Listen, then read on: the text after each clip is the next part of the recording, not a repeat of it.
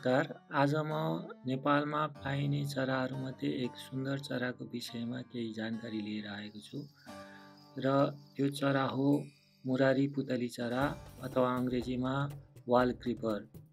मुरारी पुतली चरा नेपालको पहाडी र हिमाली क्षेत्रमा पाइने एक दुर्लभ र अत्यन्त सुन्दर चरा हो।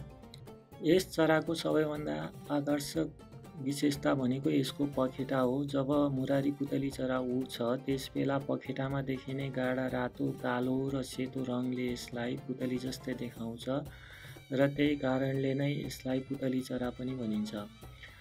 लामो र अलिकति बाङ्गो चुच्चोको सहायताले यसले ढुङ्गाका किरा, माकुरा लगायत ससाना कीटहरू खोजेर खान्छ। यो चरा प्राय ठाडा चट्टान, भिर, गहिरा खोज तथा ढुङ्गाका प्रकारहरूमा देखिन्छ। यसको शरीर खरानी खैरो रङको हुने भएकाले चट्टानसँग सजिलै मिल्छ र टाढाबाट छुट्याउन गाह्रो हुन्छ। मुरारी पुतली चरा चट्टानको भित्तामा माथि, तल र छेउतिर सजिलै हिँड्न सक्छ। यसको चालढाल शान्त र धैर्यपूर्ण हुन्छ। यो प्राय एक्लै बस्न मन पराउँछ र धेरै आवाज नगर्ने भएकाले देख्न निकै कठिन हुन्छ। गर्मी मौसममा यो उच्च हिमाली क्षेत्रमा प्रजनन गर्छ भने जाडो मौसममा अलि तल्लो पहाडी क्षेत्रतिर झर्छ।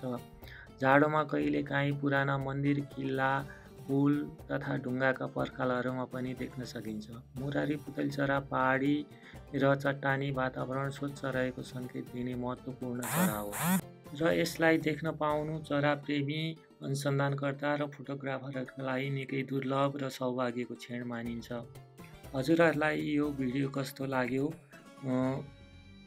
कमेन्टमा लेख्न नभुल्नुहोला। धन्यवाद।